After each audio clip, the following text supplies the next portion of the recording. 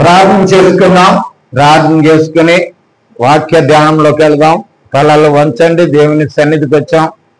భయభక్తులు కలిగి దేవుని ఆరాధించాం, కీర్తించాం, మహింపరిచాం. తిరిగి ఆయన మధురమైన మాటలు వినటానికి ఆసక్తులై ఉన్నాం కనుక ప్రార్థన చేసుకున్నట్టు దేవుడు మనతో మాట్లాడేలాగన.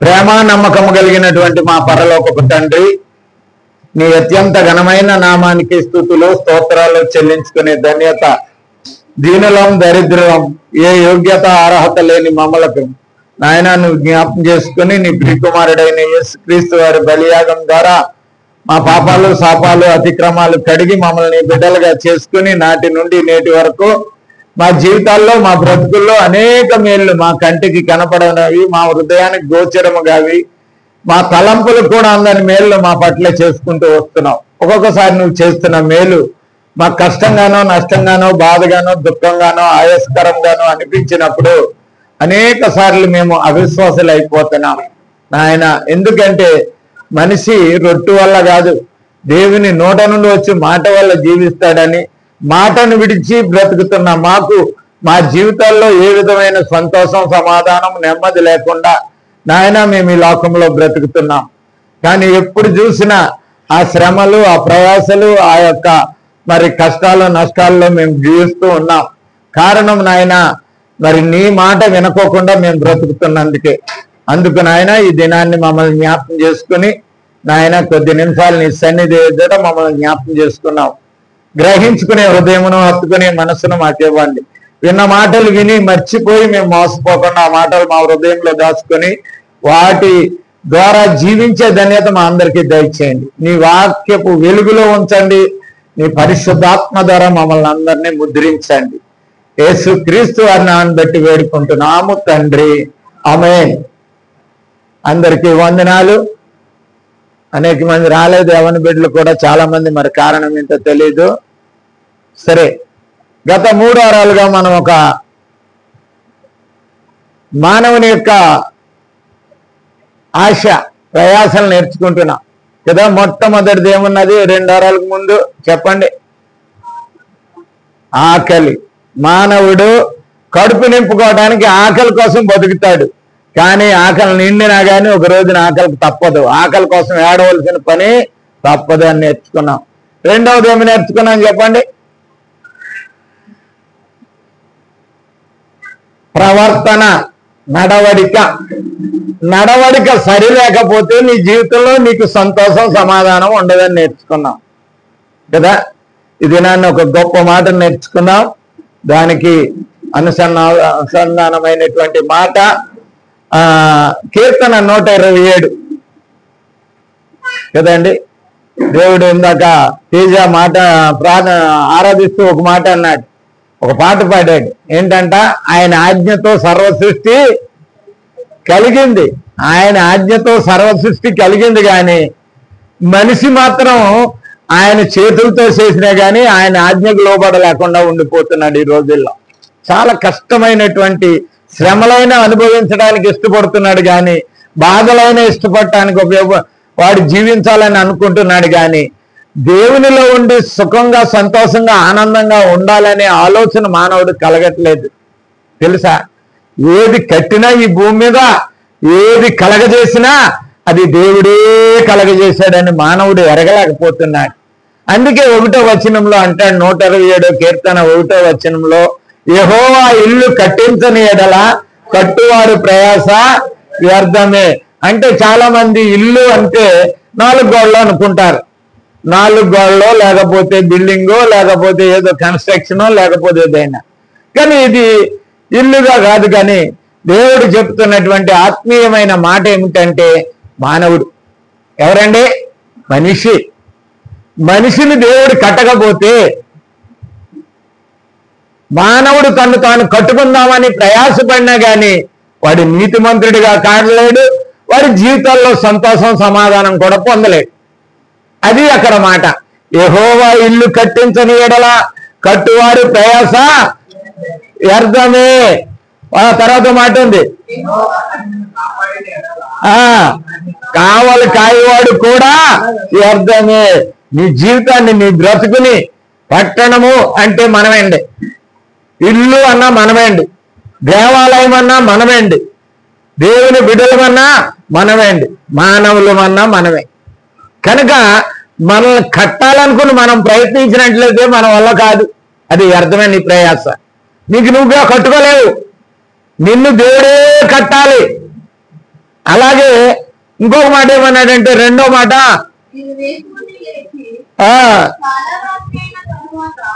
పట్టణమును కాపాడని ఎడలా కావలి కాయవారు వ్యర్థమే. నిన్ను కావాలి, నీకు కావలి ఉండాలంటే దేవుడే ఉండాలి. ఆయన గనక ఆ మానవుణ్ణి కాపలా కాయకపోతే వాడు రక్షణలో లేనట్టే. రక్షణలో లేనట్టు అంటే వాడికి కాపుకాల దేవుడు విడిచిపెట్టినట్టు విడిచిపెట్టేసినాడు. నువ్వు చేసిన దుష్కార్యము ద్వారా, నువ్వు చేసిన ఎడవ పని ద్వారా నేను నిధి పెట్టేశానని ఆదిలోనే చెప్పేశాడు ఒకరి గురించి. ఎవరి గురించి చెప్పాలి మీరు? ఆదిలోనే. అంటే ఆదిలో పిల్లలు ఎంతమంది? కయ్యోనిని ఒకటే చెప్పాడు, నువ్వు చేసింది ఎందుకు తలదించుకుంటావు, నువ్వు చెడ్డ పని చేసినావు, మరి మంచి పని చేస్తే తలెత్తుకుంటావు కదా అని అన్నాడు దేవుడు. అంటే ఏమన్నాడు? ఇంకా కోపం రేగిపోయింది వాడికి. చేసింది దేవుని దగ్గర ఒప్పుకుని క్షమ తప్పు అయిపోయిందా అని అంటే అయిపోయింది కయ్యోను. ఎందుకు ఒప్పుకోలేదు వాడు? ఎందుకు ఒప్పుకోలేదు? నువ్వు సత్క్రియ చేసిన ఎడలా తల ఎత్తుకునవా నీ వాకిట. కనుక మానవుడు వాక్యము ద్వారా కట్టబడకపోయినట్లయితే, దేవుని వాక్యము ద్వారా కట్టబడని జీవితాలు అవి ఎట్లాగంటే పాపానికి దగ్గరలో ఉన్నట్టే. వాకిట్లో నిలబడుతుందంట. వాకిటంటే మన అందరికీ తెలుసు, ఇంటి వాకిట్లో నిలబడుతుందంట సాతాను. ఆయన ఎట్లా పట్టుకోవాలి, ఎలా తీసుకెళ్ళాలి, ఎలా నాశనం చేయాలని.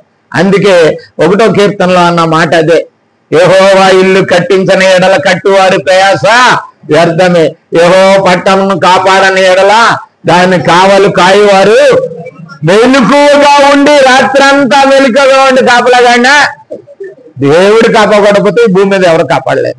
ఆఖరి మాట ఏమంటాడంటే ఆ వచనంలోను, తన ప్రియులు నిద్రించి చూడ, దానికంట ముందు ఉంది,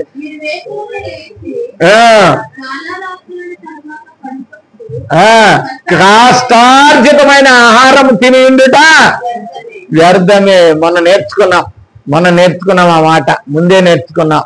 ఎంత కష్టార్జితంతో సంపాదించుకుని ఎన్ని మంతలు ఎన్ని తిన్నా గానీ కడుపు నింపుకున్న వారులారా మీరు ఎన్నారు మర్చిపోయారు అప్పుడే, మీరు ఆకలి గొందురు. మీ జీవితానికి ఎంత తిన్నా సరే కదా. ఒకటి పాము పొట్ట అంటారు, పాము పొట్టాడు అంటే ఏంటో తెలుసా? పాము మింగెత్తే అసలు ఏమైనా పొట్టేలాగా వస్తుందా? రాదు. అలాగే పొట్టోడు ఉంటాడు, బక్కగానే ఉంటాడు, కుండూరు గూడు తింటాడు మొత్తం. కనుక ప్రియులారా, ఎందుకు చెప్తున్నామంటే మాట ఒకటే మనకు కావాల్సింది, ఈ దినాన్ని మనం నేర్చుకోవాల్సింది ఒకటే.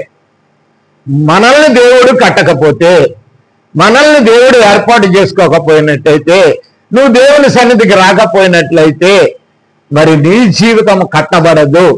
రెండవది ఏమిటంటే, నిన్ను దేవుడు కాపాడకపోయినట్లయితే మరి నువ్వు ఎంత కష్టపడి ఎంత ప్రయాసపడి ఏమి చేసినా గానీ నీ జీవితము వ్యర్థమే అని చెప్పాడు.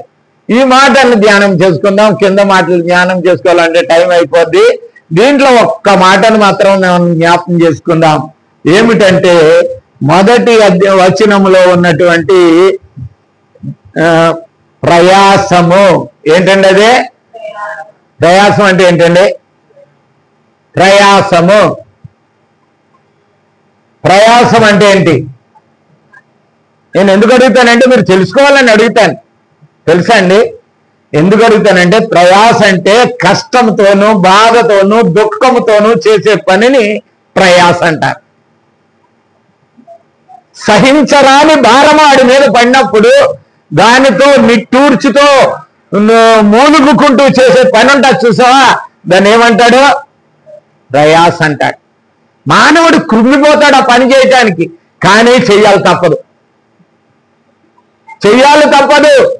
అటువంటివి చేసేదాన్ని ఏమంటాడంటే ప్రయాస అంటాడు. అసలు మనం బిడ్డలు కనుక్కున్నామండి. మన బిడ్డలు సుఖంగా ఉండాలనుకుంటాడా, కష్టం పడాలనుకుంటారా పిల్లలు తల్లిదండ్రులు? చెప్పండి మీరు. సుఖంగా ఉండాలనుకుంటాడు. 50 కేజీల సంచిని ఎత్తి మీద ఎత్తుకున్నా కానీ 3 కేజీల క్యారేజీ పిల్లగాడికి ఇచ్చినా కానీ ఆడు తినేది ఆ క్యారేజీలో అన్నం కూడా అయిపోద్ది. దాంట్లో ఏముంటుంది? క్యారేజీ ఖాళీ బాక్స్ ఉంటుంది. కొడుక్కి ఇచ్చినా కానీ తండ్రి వెనక్కి తిరిగి చూస్తాడు. ఎందుకు? నా కొడుక్కి ఆ క్యారేజ్ భారం అయిపోతుందేమో, నా కొడుకు ఆ భారాన్ని మోయగలుగుతున్నాడా లేదా అని తండ్రి వెనక చూస్తాడు. తెలుసా అండి? తండ్రి యొక్క ప్రయాస ఇక్కడ మనకి దేవుడు నేర్పుతున్నాడు. ప్రయాస అంటే ఎందుకు వచ్చిందంటే, తండ్రి చేయట్టుకుని ఉన్నట్లయితే వాడు మోస్తున్నాడో లేదో తండ్రి చూస్తాడు. వాడేం తండ్రి మాట, తండ్రి చెయ్యి విడిచి ఎక్కడున్నాడు? వెనక్కున్నాడు కాబట్టి వెనక్కి తిరుగుతున్నాడు. నా కొడుకు భారం అయిపోయిందా, బరువు అయిపోయిందా, రావట్లేకపోతున్నాడు, నాతో కలిసి నడవలేకపోతున్నాడు, నన్ను చేయట్టుకున్నవాడు చెయ్యి విడిచిపెట్టి వెనక్కి ఆగిపోయాడు, ఎందుకు ఆగిపోయాడు అని తండ్రి వెనక్కి తిరిగి చూస్తాడు. మీరు ఎప్పుడు ఈ సన్నివేశాలు గుర్తుండవేమో మన జీవితాల్లో, ఎప్పుడైనా గుర్తున్నాయ్యా? కనుక ఇప్పుడు మనం నేర్చుకోవాల్సింది ఏంటంటే ప్రయాస నేర్చుకుంటున్నాం. ప్రయాస అనే మాట ఎందుకు దేవుడు మనకిచ్చాడు? దేవుడు మనల్ని కన్నాడు కదండి. దేవుడు మనల్ని ప్రేమతో కన్నాడు. ఎలా కన్నాడు? దేవుడు లోకమును ఎంతో ప్రేమించి కన్నాడు. ప్రేమ అంటే నాకు ఇద్దరితోటే సరిపోతుంది, నాకు ఒకటేమో యేసుక్రీస్తున్నాడు, ఒకేమో పరిశుద్ధాత్ముడు, ఇద్దరితోటే ప్రేమ సరిపోతుంది, నాకు ఇంతమంది కాదు. ఈ తండ్రి ఈ కుమారుడు యొక్క స్వరూపాల్లో ఈ భూమి మీద అనేక మంది మనుషులు కావాలి నాకు. వాళ్ళందరూ కూడా నా కుమారుల స్వరూపం ఉండాలి. ఏమేమి స్వరూపం? నా కుమారుడైన యేసుక్రీస్తు స్వరూపం, నా కుమారుడైన పరిశుద్ధాత్ముని యొక్క స్వరూపంలో ఉండాలని ఆదికాండం 1:26-27 అన్నాడు. మన ఏమన్నాడండి అక్కడ? తొందరగా చెప్పేయాలి వాటికి. మన పోలిక చెప్పున మన స్వరూపమందు. కనుక వాళ్ళిద్దరు స్వరూపంలో పిల్లలు వచ్చినట్లయితే, వాళ్ళ తండ్రి మాటను విన్నట్లయితే, తండ్రిని వెంబడించినట్లయితే, యేసు ప్రభు పరిశుద్ధాత్మ దేవుడు ఎలాగ తండ్రిని వెంబడించారో కుమారులుగా, అలాగే ఈ భూమి మీద ఉన్న బిడ్డలు అనేక మంది వెంబడించాలని, వాళ్ళందరూ కూడా కుమారుడైన యేసుక్రీస్తు స్వారూప్యంలోనికి ఆయన కుమారుడైన పరిశుద్ధాత్మను కలిగి ఆత్మపూర్ణులుగా జీవించాలని దేవుడు ఉద్దేశించి మరి ఈ లోకాన్ని అంతటిని మనల్ని కలగజేశాడండి. ఇది దేవుని ప్రయాస. మరి అలాగ ప్రయాసపడిన దేవుడు, అంత ఆశించిన దేవుడు, అంత ప్రేమ కలిగి మనల్ని నిర్మించి ఆయన రూపంలో చేసుకున్న దేవుడు ఎందుకు మనకి ప్రయాసలు ఇచ్చాడు? ఇస్తాడండి ఎవడన్నా? తండ్రి ముందు కష్టపడతాడు కానీ తండ్రి, అదే యేసుప్రభు గారు అక్కడ చెప్పినారు మత్తయి సువార్తలో, ఏమని చెప్పినాడు? తండ్రి రొట్టెని అడిగితే పామునిచ్చిన ఏమనివ్వడు? రాయనివ్వను అన్నాడు. కనుక మనము గమనించాలి ప్రియులారా, ఎందుకు మనకి దేవుడు ఈ ప్రయాసలు ఇస్తున్నాడు? ఈ కష్టాలు, ఈ బాధలు, ఈ శ్రమలు, ఈ శోధనలు, ఈ ఇబ్బందులు, ఈ సమస్యలు మన జీవితంలో ఎందుకు కలుగజేస్తున్నాడు తెలుసా? ఎందుకు కలుగజేస్తున్నాడు? ఎప్పుడన్నా ఆలోచించారా? ఆలోచించలేదు. మొట్టమొదటి చేసినటువంటి బిడ్డలకే ఆ ప్రయాస ఇచ్చాడు. వాళ్ళకి ఎందుకు ఇచ్చాడు చూద్దాం. ఆదికాండం వెళ్ళిపోదాం. ఆదికాండం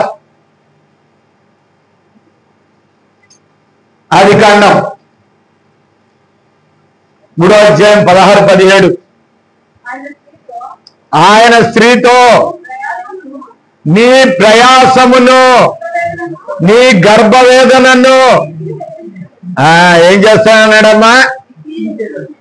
నువ్వు చేసావు చూసావు ఏదో తప్పు, నా మాట అనుకోకుండా, నా ఆజ్ఞ అనుకోకుండా, నా మాట అనుకోకుండా నువ్వు చేసిన తప్పుకి నిన్ను దేన్ని హెచ్చిస్తున్నాను? గర్భవేదన. ప్రయాసతో పిల్లలకి అంటావు నువ్వు. నీ గర్భవేదన, స్త్రీ గర్భవేదన తెలుసు ప్రియులారా. గర్భవేదనలో స్త్రీ అనుకుంటుంది నేను చచ్చిపోయినా పర్వాలేదు, నాకు కడుపులో నుండి బయటకు వస్తున్న పిల్లగాడు ఉన్నాడు చూసావా, వాడు బతికొండాలనుకుంటా తల్లి కోరికది. అట్లాగా ఇప్పుడు ఏం చేశాడు? సులువుగా కనవలసినటువంటి ప్రసవాన్ని దేవుడు ఏం చేశాడంటే చేసిన తప్పుకి ప్రయాస ఇచ్చాడు. ప్రయాసతో చదవండి మాట గట్టిగా.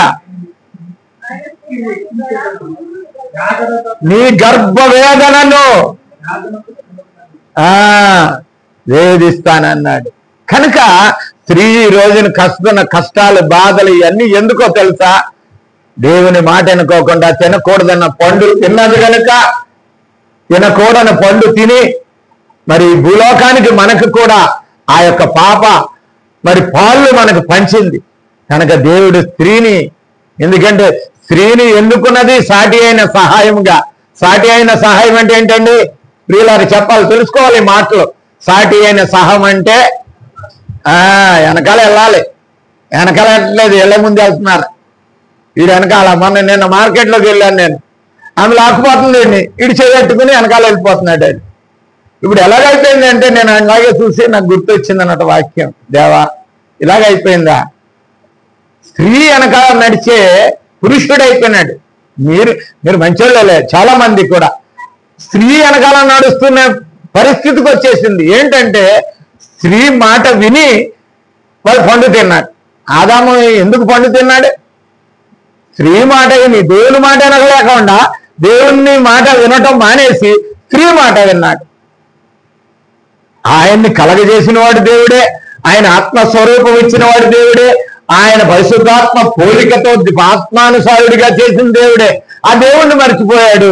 ఆయన పక్కటెముకలో తీసినటువంటి అవ్వమ్మ యొక్క పోలికైనటువంటి అవ్వమ్మను వెంబడించి ఆ మాట విన్నారు. కనుక ప్రియులారా మనం గమనిద్దాం.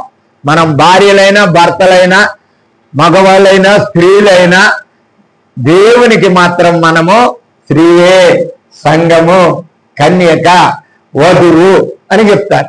ఈ సంఘము ఏం చేయాలంటే భర్తను అడ్డుకుని వెళ్ళాలి. భర్త అయినటువంటి యేసుక్రీస్తు మాట ప్రకారం నీవు జీవించినట్లయితే, భర్త మాట ప్రకారం నీ బతుకు మరి వెంబడించినట్లయితే నీ జీవితంలో ప్రయాసలు ఉండవు, కష్టాలు ఉండవు, బాధలు ఉండవు. ఉన్నా కానీ నీవు తృప్తిపరచబడతావు. నా దేవుడున్నాడు అనే నిరీక్షణ నీ జీవితంలో ఉన్నదంటే నెమ్మది దొరుకుతుంది నీకు.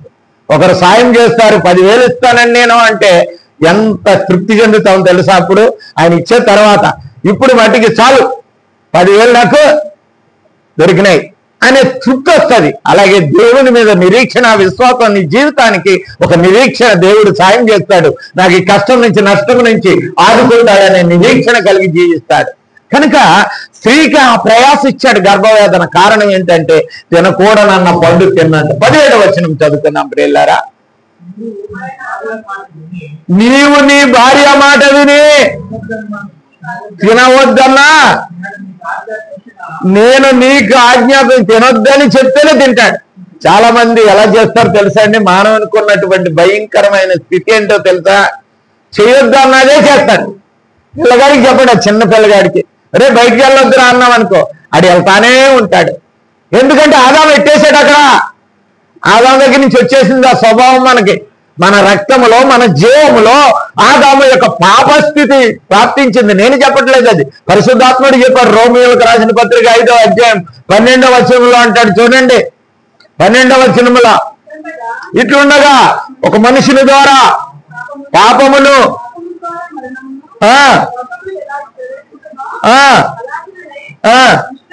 మనుషులందరికీ ప్రాప్తించిందండి. అదే నేర్చుకోవాలి మనం దాని నుంచి.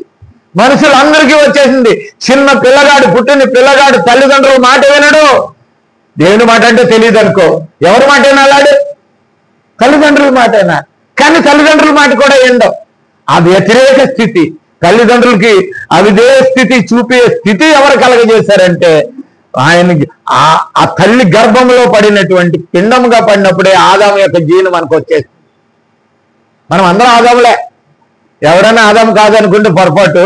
మనం అందరం కూడా ఎవరు అండి? ఆదాములే. స్త్రీలైనా మృతులైనా అందరం ఆదాములే. ఆదాము నుండి వచ్చిన వాళ్ళమే. ఆదామే మనల్ని కన్నాడు. ఈ సర్వ మానవాళి, క్రైస్తవులనే కాదు, ఇజ్రాయేలునే కాదు, భూమి మీద పుట్టి బట్ట కట్టుకున్న ప్రతి మనిషిని ఆదామే కన్నాడు. 17, 24, 26 చదవండి. 17, 26 అపోస్తుల కార్యాలు. తొందరగా చదివితే తొందరగా వెళ్ళిపోతాం.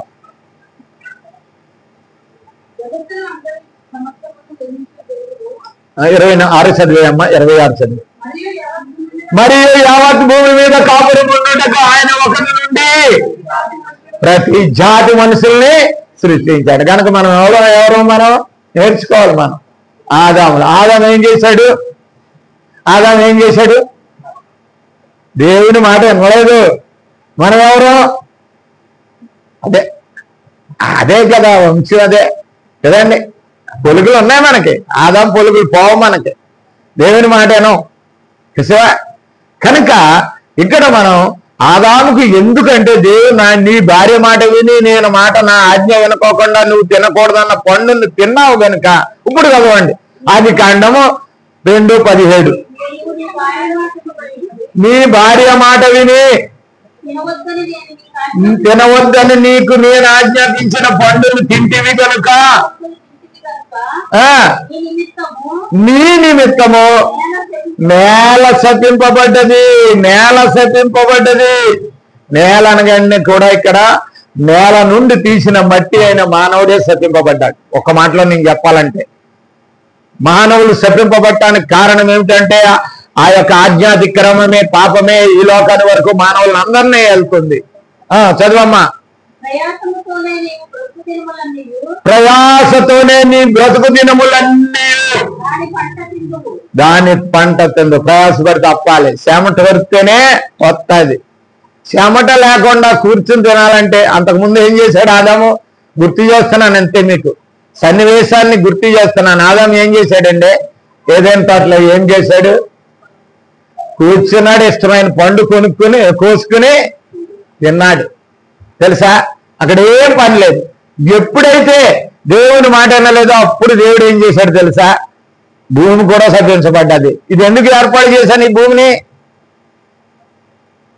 పంటకిచ్చాడు, నీకు ఫలాలు ఇస్తాడు, వృక్షాలు, ప్రతి జాతి పక్షులు అవన్నీ నీకు ఆహారం అవుతాయని ఇచ్చినటువంటి నేల ఉన్నది చూసావా? అది బంజర భూమి అయిపోతుంది.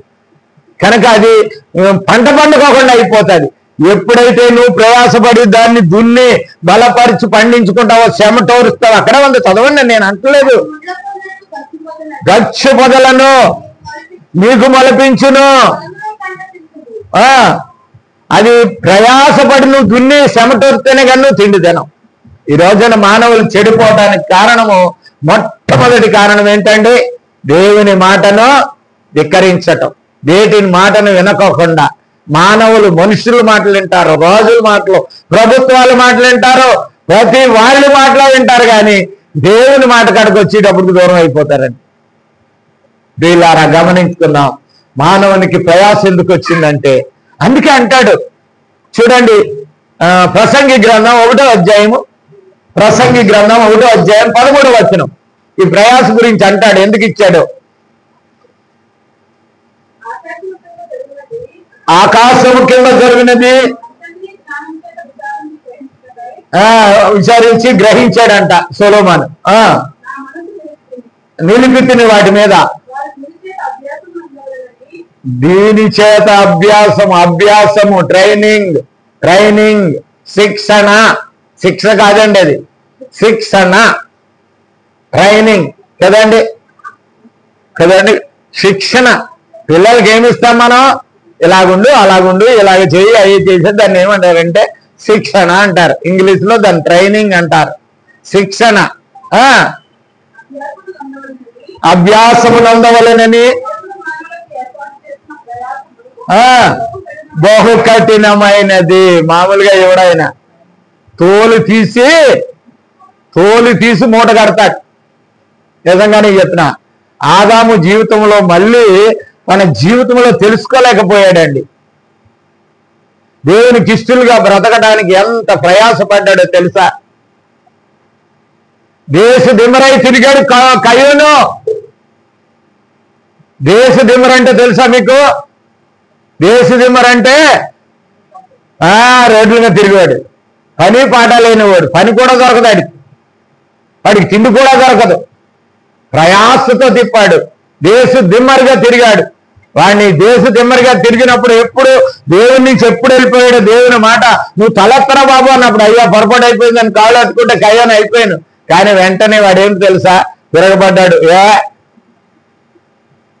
ఏ అన్నట్టు మాట్లాడాడు. వెంటనే ఇంకొకడు వచ్చేసాడు వాడి దగ్గరికి. ఎవడాడు? సాతానుగాడు వచ్చేసాడు. మొదటి యోహాను పత్రిక 3వ అధ్యాయం 12వ వచనములో, మొదటి యోహాను 3వ అధ్యాయం 12వ వచనం, ప్రియులారా మనము కయ్యను వంటి వారము కాకూడదు, వాడు దుష్టుని సంబంధి అయి, అది దుష్టుని సంబంధి అయిపోయినాడు. నువ్వెందుకు ఇలా తయారైపోయినావంటే సాతాను గడి మోసం చేశాడు. అవ్వమ్మను ఆదామును మోసం చేసిన ఆడే కయ్యూనును మోసం చేశాడు. అనేక మందిని మోసం చేశాడు. వాడి డ్యూటే మోసం చేయటం. వాడు అబద్ధికుడు, అబద్ధానికి జనకుడు, నరులను మోసం చేసేవాడు. వాడు దేవుని పక్షాన్ని ఉన్న వాళ్ళని దేవుని పక్షాన్ని నుండి చేసి వాళ్ళ జీవితాల్లో ప్రయాసాల ద్వారా కూడా ఏ ఫలము పొందకోకుండా చేసేవాడే సాతాను గారు. ప్రియ సహోదరి సహోదరుడా, దేవుడు నీకు ప్రయాస ఇచ్చాడు, నీకు కష్టం నష్టం ఇచ్చాడంటే నువ్వు దేవుని దగ్గరికి వెళ్ళి, అంతేగాని నాకు కష్టం వచ్చింది అని కూర్చుని ఏడ్చినా తీర్చేవాడు ఎవడో లేడు. నీ దగ్గర ఆదరించేవాడు కూడా ఎవడో ఉండడు. దేవుడు తప్పితే ఏమీ లేదు ఈ భూ ప్రపంచానికి. ఇప్పుడు ఎంతో మంది తిరుగుబడుతున్నారు దేవుడు లేడని. వాళ్ళని ఒక బిరుదు ఇచ్చేసి ఊరుకోబెట్టాడు. వాళ్ళకి ఏం బిరుదు ఇచ్చాడు? దేవుడు లాగా ఉన్నాడు. నాస్తికులని మనం అంటున్నాము, మూర్ఖులు అన్నాడు. ఆయన ఏమన్నాడంటే, మూర్ఖులు దేవుడు లేడని చెప్పుకొందురు అన్నాడు. అలాగే బిరుదు ఇచ్చేసాడు, ఇది పెట్టాడు. మాట అండం కాదు. ఎందుకంటే ప్రియులారా, ఇక్కడ ఈ కీర్తనలో మనం నేర్చుకోవాల్సింది ఏమిటంటే, దేవుడు కాకపోకుండా ఒక మానవుడు కట్టబడడు, వాడి జీవితం కట్టబడదు, వాడి కుటుంబం కట్టబడదు, వాడి ఇల్లు కట్టబడదు, వాడి బ్రతుకు కట్టబడదు. నువ్వెంత ప్రయాసపడినా సరే నీ ప్రయాసం ఇక్కడి నుంచి అక్కడ వరకు వెళ్ళి పర్వాలేదు, కానీ అంటుకునేది నీకేమీ ఉండదు. నీ ప్రయాసం ఒకటే జీవితంలో. దేవుడు అదే మాటని చెప్పదలుచుకున్నాడు ఇవాళ మనకి. కనుక ఈ శిక్షణ, ఈ కష్టాలు, ఈ బాధలు ఎందుకు ఇస్తున్నానో తెలుసా? ఇప్పటికైనా తెలుసుకుంటావేమో అని అదే అంటున్నాడు. చదవండి మాట 13. ఇప్పటికైనా తెలుసుకుంటానే ఆయన ప్రయాస, ఆయన శిక్షణ బహు కఠినమైనదంట. కఠినం అంటే మనము సహించరానిదట, కఠినమైనది అంటారు. తెలుసా అండి? ప్రసంగి 1:13 చదివాం మనం.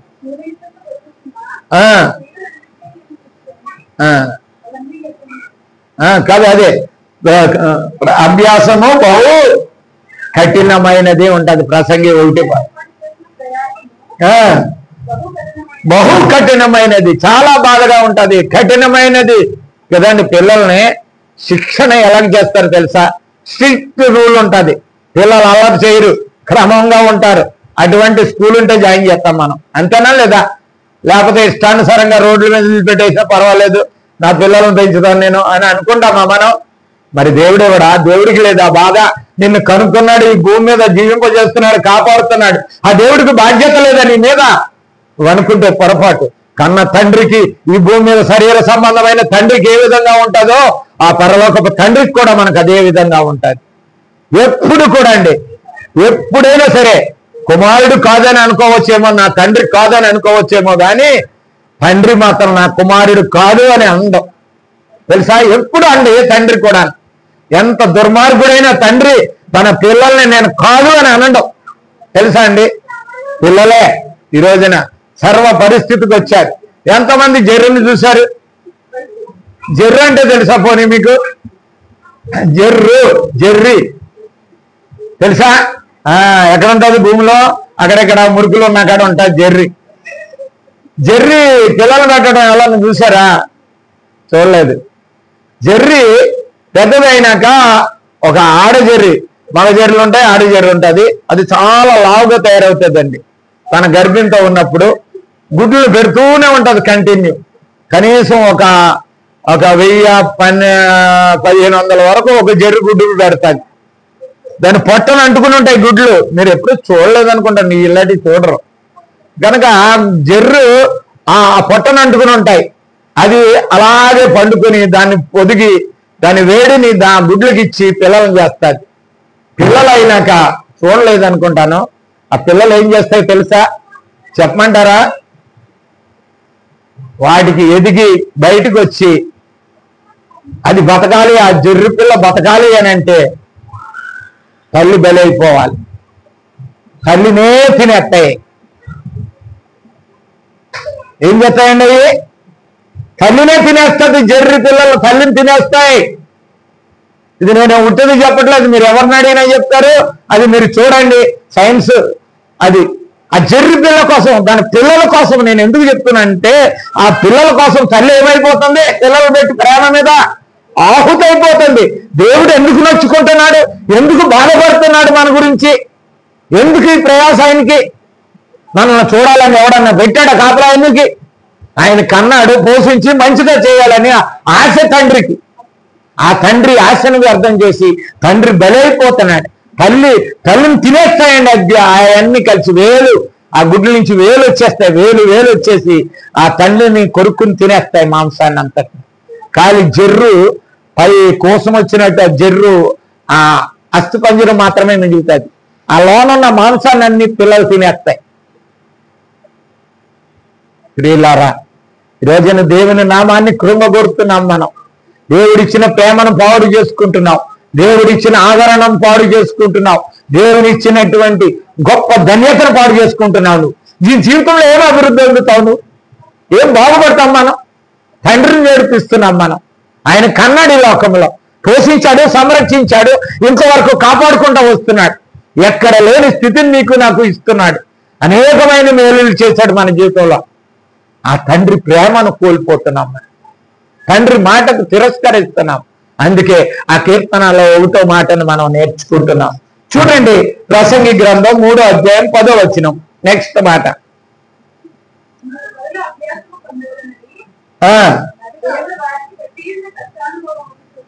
ఆ అభ్యాసం పొందవలనని వారి కష్టానుభవము, కష్టము యొక్క అనుభవము. కష్టపడితే ఏమొస్తుందండి మనకి? చెప్పాలి, మీరు చెప్పాలి. కష్టపడితే ఏమొస్తుంది? అనుభవం వస్తుంది. తెలుసా అండి? ఇడు మహానుభావుడండి. మహానుభావుడు అంటే ఏంటో తెలుసా? దేవుడు, మహా అంటే దేవుడు, దేవుని అనుభవం కలిగివాడిని మహానుభావుడు అంటారు. దేవుని అనుభవం ఉండాలి. దేవుని చూపిన ప్రేమ అనుభవం ఉండాలి. దేవుని చూసిన, దేవుని దగ్గర ఉన్నటువంటి ఆ జీవితం యొక్క అనుభవం పొందితేనే వాడు మహానుభావుడు అవుతాడు. అనుభవము కష్టార్జితము ద్వారా చూచి తిని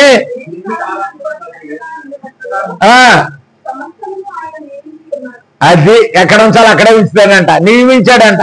ఎక్కడ ఏ పోలుని పెట్టాలో అక్కడ పడతాడు. ఇల్లు కట్టేవాడు పిల్లలు అన్నేవాడు ఎక్కడ వేయాలి అక్కడే ఎత్తాడు. ఎత్తడా? దేని జాగాలో అదే ఉండాలి, దేని స్థితిలో అదే ఉండాలి. కనుక దేవుడు అంటున్నాడు, దయాని ఏమంటున్నాడు అక్కడమ్మా?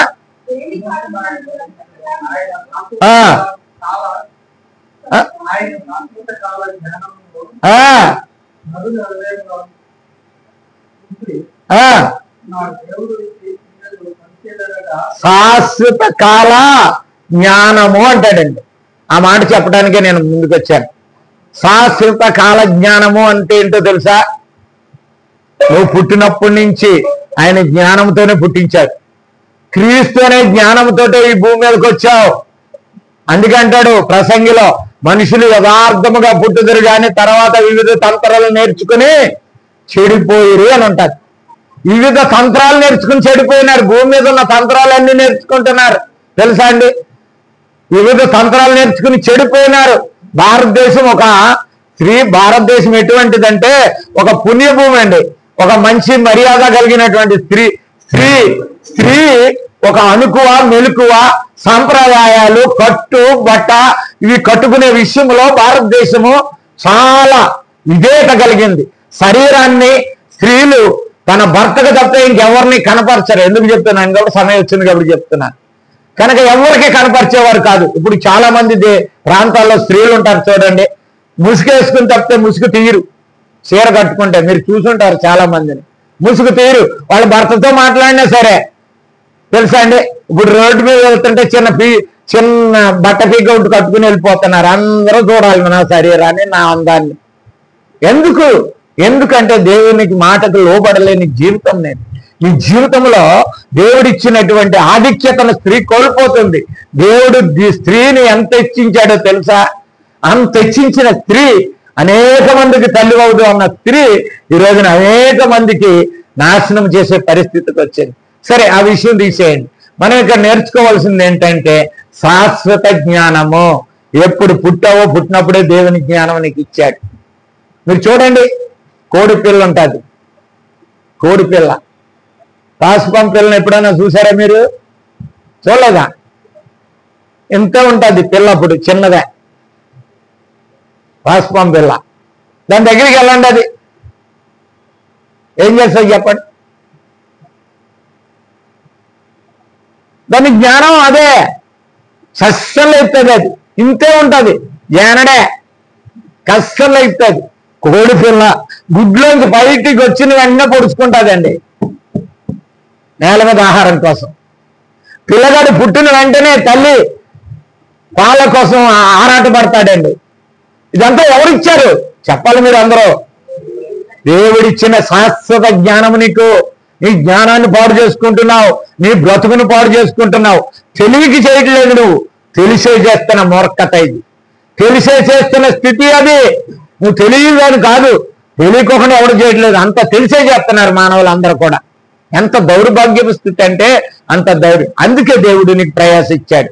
నువ్వు శ్రమ పడతావు, శ్రమకు తగిన ఫలం నీకు ఇవ్వకోకుండా దేని జాగాలో ఏ సమయంలో ఎలా ఉండాలో అటువంటి జ్ఞానాన్ని నీకు అలవర్చాడు. దేవుని దగ్గరకు వచ్చినట్లయితే అప్పుడు మాత్రమే దేవుడు నిన్ను ఆశీర్వదిస్తాడు. అందుకే ఈ ప్రయాసలు ఇచ్చాడు. ప్రయాస అంటే మీకు తెలిసిందో లేదో, నేను నా పిల్లల కోసం నేను ఎంత ప్రయాసపడ్డాను. ఎదురెదరు నేర్చుకుందాం కొన్ని మాటలు, ఈ ప్రయాస గురించి కొన్ని మాటలు మరి నేర్చుకుందాం. ఇది కష్టానుభవం అంట, కష్టముతో అనుభవాన్ని పొందుతాడు. అయ్యో నేను ఎందుకు ఈ కష్టపడుతున్నాను, ఎందుకు ఈ శ్రమ, నా బిడ్డలు గమనించట్లేదే, నా పిల్లలు గమనించట్లేదా, నా బిడ్డలు ఏ విధంగానో నన్ను గుర్తించట్లేదే, నేను ఎంత పడుతున్నాను. రేపు డ్యూటీ, పగల డ్యూటీ, ఇంకో డ్యూటీ, మళ్ళీ ఇంకా అవసరమైతే ఇంకో డ్యూటీ, ఎన్ని డ్యూటీలు చేసినా సరే ఏమి రావట్లేదు. చిల్లి సంచి జీవితమే. నిన్న నేర్చుకున్నాం మనం, అయిపోయింది మన ఆదివారం. జీవితం ఎలా ఉంటుంది? సిల్లి సంచి జీవితం, ఏముండదు. కడకు వచ్చినప్పటికీ గుడ్డు సున్నా నీ జీవితం. కారణం ఏంటో తెలుసుకోవాలి. మానవుడు తెలుసుకోలేకపోతున్నాడండి. దేవుని ఆశీర్వాదాన్ని తెలుసుకోలేక ఈ రోజు మానవుడు సర్వనాశనం అయిపోతున్నాడు. కనుక ప్రియులారా, మనం జ్ఞాపకం చేసుకుందాం. దాని గురించి ఒక్క మంచి మాటను చెప్పండి. చూడండి, ప్రసంగి 2వ అధ్యాయము 18వ వచనం. తొందరగా చదవాలి. నేను ప్రయాసపడి ఈ భూమి మీద చేసిన పనులన్నిటినీ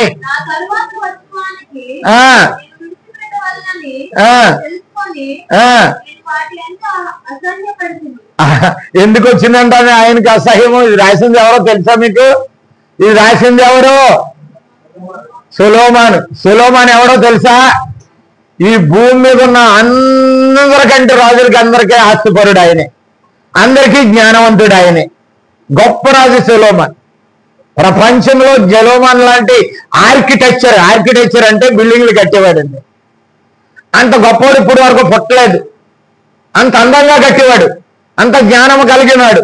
వాడు ఏడుస్తున్నాడు అంటే బాధపడుతున్నాడు. అంటే ఎందుకు బాధపడుతున్నాడు?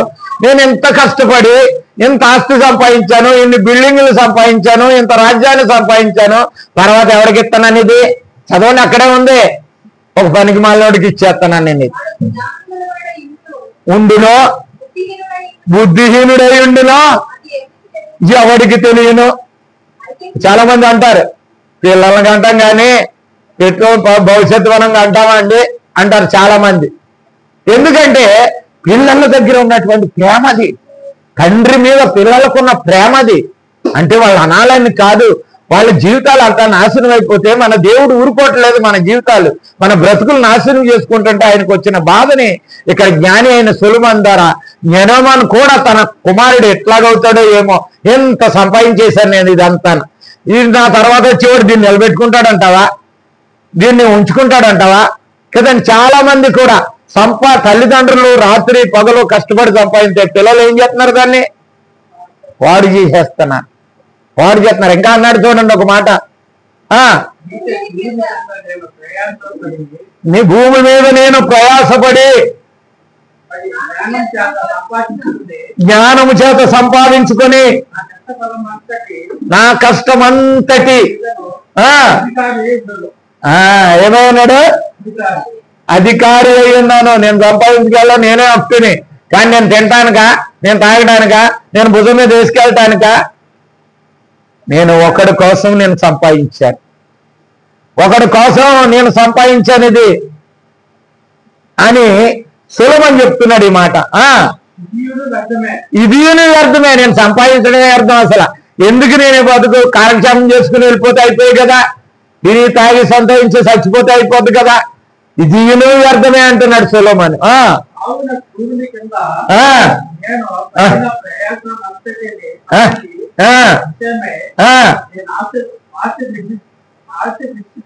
ఆశ విడిచితిని, ఈ ప్రయాస గురించి నేను ఆశ విడిచాను, వ్యర్థం అయిపోయింది నా బతుకంతాను, నా కష్టం అంతా, నేను పడ్డ పని అంతా ఏమైపోయింది, నాకు వేస్ట్ అయిపోయింది అనుకుంటాడంట. ఎందుకంటే ఇంకొకటి చేతిలో పెడుతున్నాం, వాడు ఎలాంటోడో తెలియదు.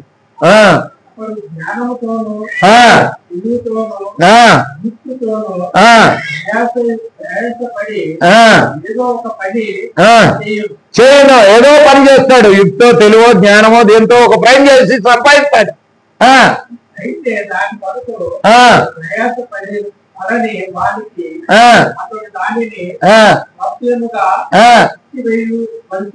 వచ్చాను ఆ మాట బలే మంచిగా తొందరగా చదవాలి అయ్యారు. ఇది ఏమంటున్నాడంటే, ఈయన ఇంత కష్టపడి సంపాదించింది అసలు వ్యర్థమైన చేతిలో పెట్టవలసి వస్తుంది నా బతుకు. నా ప్రయాసం ఏంటి, ఇంత కష్టపడ్డానని నా జీవితాన్ని, నా తిన్నానా లేదా, ఎవడన్నా చూసాడా, నన్ను పలకరించినోడు ఎవడన్నా ఉన్నాడా, లేదు. ఎవరి కోసం సంపాదించాను? నా పిల్లల కోసం, నా తర్వాత వాళ్ళ కోసం సంపాదించాను. మరి వాళ్ళు మంచిగా ఉంటారా, వాళ్ళు నిలబెట్టుకుంటారా, నా కష్టానికి తగినటువంటి ఫలంగా వారు జీవించారా లేదా, అది ఏడ్చేది సులోమని ఏడ్చేది. ఇంకో మాట అంటే కింద,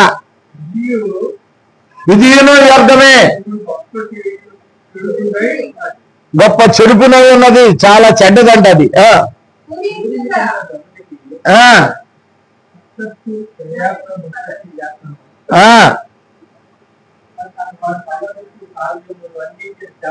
చేతను వాడికి ఏమి దొరుకుతున్నది, నేను పడ్డ పనికి వాడికి ఏమి దొరుకుతుంది, ఏమి లాభం దొరుకుతుంది, కనీసం తృప్తి అయినా ఉంటుందా?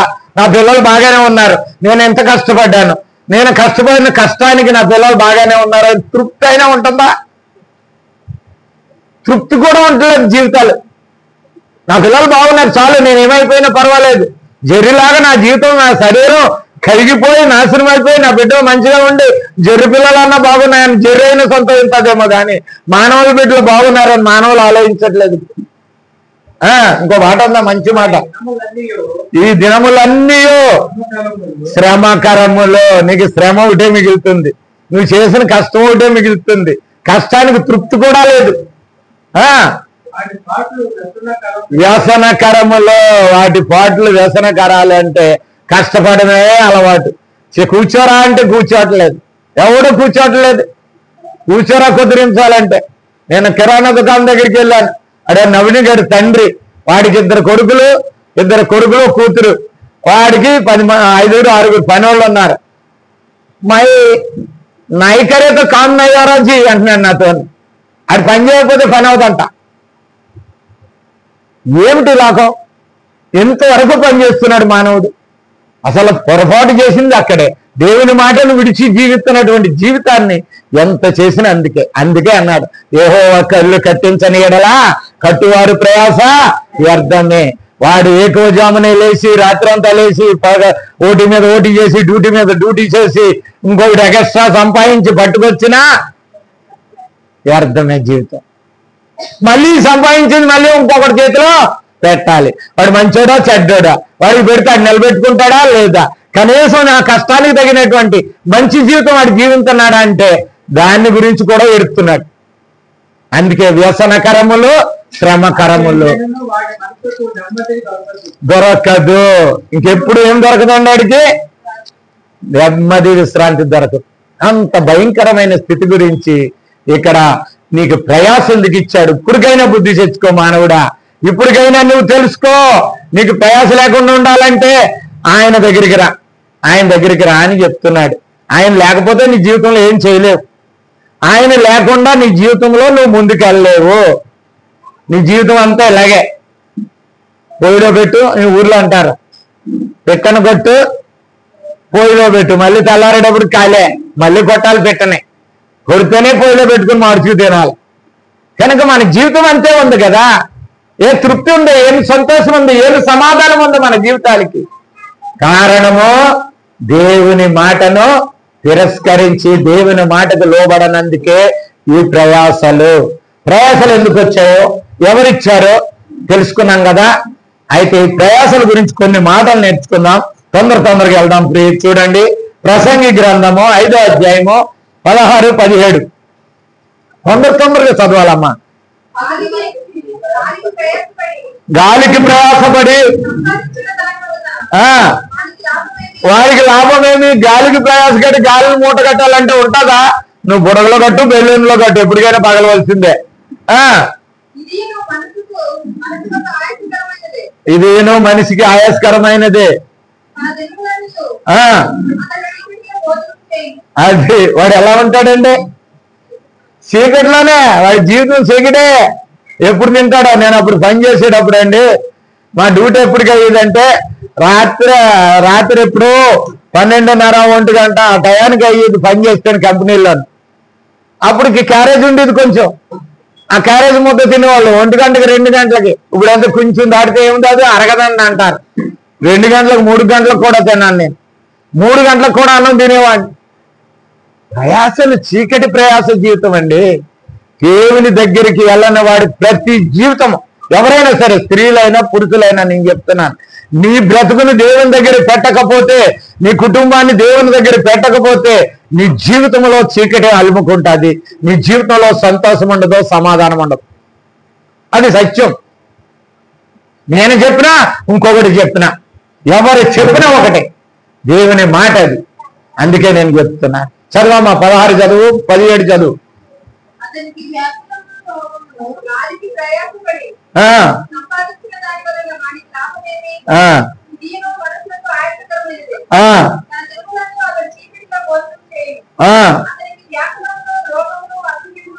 వ్యాకులము అంటే ఏంటండి? వ్యాకులము ఆ మాట అర్థం చేసుకుని నేను వెళ్ళిపోతాను ఎదరికి. వ్యాకులము,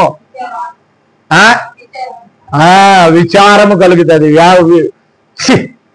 బతుకు అనిపిస్తుంది అన్నమాట. తెలుసా? వ్యాకులు పడతాడు వాడు, కృంగిపోతాడు వాడు ఎంత కృంగిపోతాడు తెలుసా? దేవుడు నెచ్చుకున్నాడట.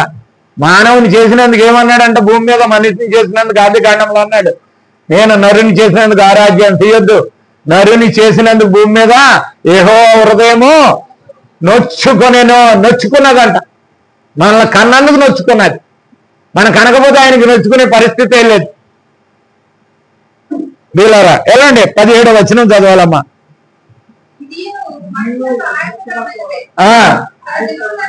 తన దినములన్నీ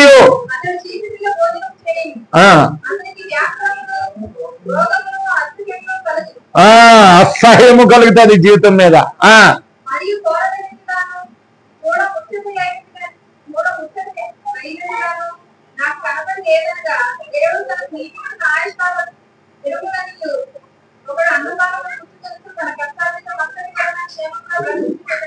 అది ఆడి ఉండవలసిందేంటి? తన పిల్లలకి అన్నాడు, ఆ బిడ్డలు ఎప్పుడు సుఖంగా సంతోషంగా కడుపు నిండా అన్నం తిని ఉంటేనే, మంచిగా ఉంటేనే తల్లిదండ్రులు సంతోషిస్తారు. అంతేనా? తల్లిదండ్రుల కోరిక ఏంటండి చెప్పండి? తండ్రి కోరిక ఏంటి? సుఖం సంతోషమే. కానీ ఈ రోజు దేవుడు చింతిస్తానికి కారణం ఏంటంటే, నువ్వు దేవుని మాట వింటలేదు, దేవుడికి లోబట్టలేదు, ఇంకా లోకానికి లోబడుతున్నావు, లోకంతో స్నేహం చేస్తున్నావు, లోక విషయాల గురించి ఆలోచిస్తున్నావు. దేవుడిలో ఎలా ఎదగాలి, ఏది జీవించాలి, దేవుడు ఏది వద్దన్నాడు, ఏది చేయొద్దు అన్నాడు, ఏ మాట వినమన్నాడు, ఎలా ఉండమన్నాడు, అది లేకుండా జీవిస్తున్నాం. కనుక అందుకే మన జీవితము వ్యాకుల పడుతుంది, అనునిత్యము కృంగిపోతుంది, కుసించిపోతుంది. రోజు రోజుకు మన జీవితాల్లో, మన హృదయంలో సంతోషం లేదు, సమాధానం లేదు. పొద్దున్న పోతే సాయంత్రానికి వస్తావు అంట, కుక్క సంతకెళ్ళినట్టు ఇంతలాగి నాలుగు సాసుకున్న జీవితం. ఏం సంతోషమా, సమాధానమా నీ జీవితం, నా జీవితం? వీళ్ళారా గమనించుకుందాం. ఎందుకు దేవుడు చెప్తున్నాడంటే, నీ జీవితంలో నీ ప్రయాస వ్యర్థమైపోతుందేమో. నువ్వు పడుతున్నావు చూసావు పాటలు, నువ్వు పడుతున్నావు చూసావు కష్టం నీ జీవితంలో. దేవుడు లేకుండా నేనేదో సాధించాలని, దేవుని దగ్గరికి రాకుండా నీ జీవితంలో ఏదో వచ్చేసి నా మీద పడిపోద్దని నువ్వు అనుకుంటున్నావు చూసా, ఆ జీవితం వ్యర్థమే. ఆ జీవితం వ్యర్థమే. ఇంకో 2 మాటలు నేర్చుకుందాం. ప్రసంగి గ్రంథము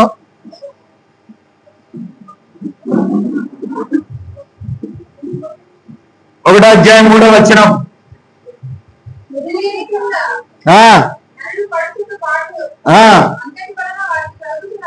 లాభం ఏమిటి? పాటలు పడుతున్నాడు, వాడికి వచ్చిన లాభం ఏమిటి? ఏమిటి లాభం అంటుంది జీవితానికి? అదే దేవుడు అంటున్నాడు, ఏమి లాభం వాడికి, ఏమి లాభం వాడికి అంటున్నాడు. ఇంకో మాట ఉంది చూడండి, సామెతల గ్రంథంలో, సామెతలు 11:29 మంచి మాట ఇది.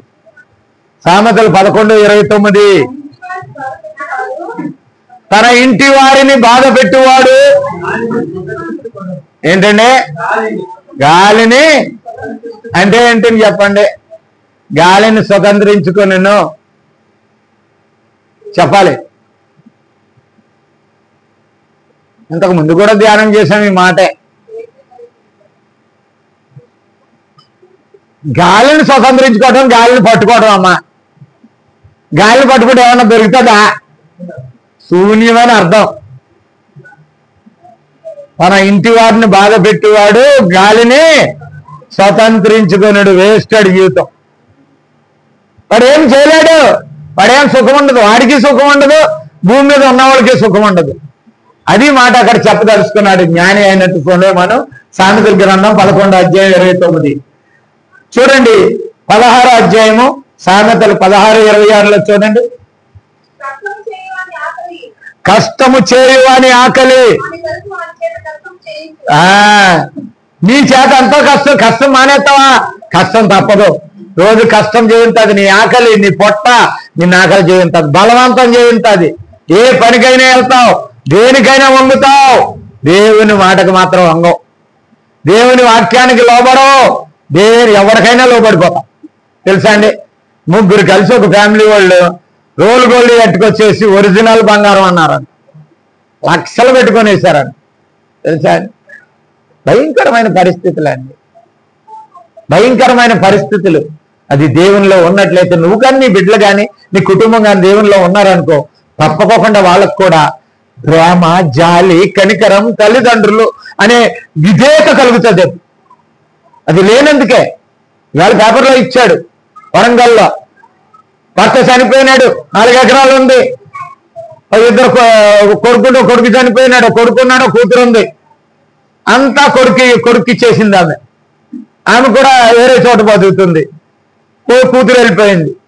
వాడికి ఇంకా ఆమె దగ్గర 4 లక్షలు 5 లక్షలు ఉన్నాయి ఆమె పేరుని. మొత్తం అంతా అమ్మేసి ఇచ్చేసింది. అది గవర్నమెంట్ తీసుకున్నది ఒక ప్రాజెక్టు కొరకు. వాడు ఇప్పుడు ఏం చేశాడంటే తన తల్లిని పెట్రోల్ వేసి అంటించేశాడు. దేని కొరకు? ఏ తల్లి కష్టపడి కన్నదండి? 9 మాసాలు స్త్రీ గర్భంలో ఉన్నప్పుడు ఆ స్త్రీ యొక్క గర్భ భారము ఎంత కష్టంగా ఉండదో మనకు తెలియదండి. ఆ స్త్రీలకే తెలుసు అది. ఎంత బాధలు పడతారో తెలుసు. అది ఏ హాని జరగకోకుండా పొందుగా నడవలేక ఎంత బాధతో కని వాడిని పెంచి పెద్ద చేసి పెళ్లి చేసి పిల్లలు కన్న తర్వాత పెట్రోల్ వేసి నీ కాళ్ళు అట్టుకుంటాను బాబా, ఇది మంచి పని కాదురా బాబా అంటే తను కాలుతో తన్ని పెట్రోల్ వేసాడట. ప్రియ సహోదరి, లోకం మారిపోయింది, పరిస్థితులు మారిపోయినాయి, దేవుని వాక్యం దేవుని వాక్యం వినుకోకుండా మానవుడు చెడిపోయినాడు. కారణం ఏంటో తెలుసా? నువ్వు నీ పిల్లలను దేవుని దగ్గరికి చేర్చట్లేదు, నీ కుటుంబాన్ని దేవుని దగ్గరికి చేర్చట్లేదు, నీ కుటుంబాన్ని దేవుని యొక్క బోధలో శిక్షలో పెంచట్లేదు. అది నువ్వు అనుభవించి తీరుతావు. నీవు కష్టమని అనుకుంటున్నావు. నువ్వు నీ కష్టం ఇక్కడ కాదు, దేవునిలో పెంచు. నీ కష్టం అప్పుడు తెలుస్తుంది. ఏదో ముద్దుగా ఉన్నాడు కొడుకు అని చెప్పి లాడ్ చేసావు అనుకో, లాడయ్యాడు ఏమవుతాడో నీకు తెలుసు. కనుక గమనిద్దాం. మనం ఇంకొక 2 మాటలు చదువుకుని ముగించుకుందాం. చూడండి, యెషయా గ్రంథంలో ఒక మాట అంటాడండి ప్రవక్త అయినటువంటి యెషయా 47:15.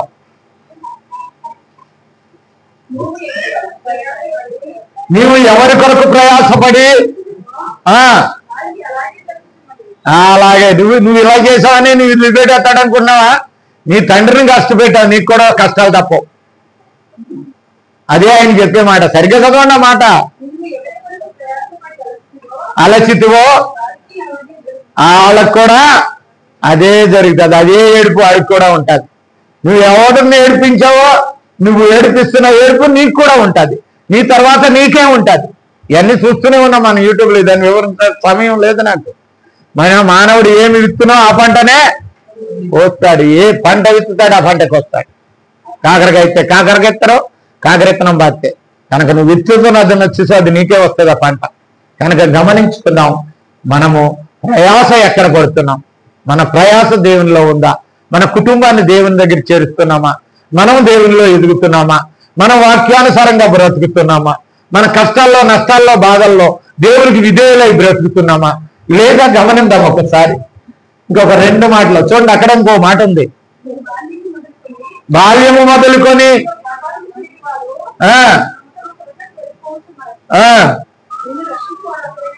ఒక్కడైనను ఉండడు. ఆ మాట కోసం చదువుకోవాలి ఆ మాటని.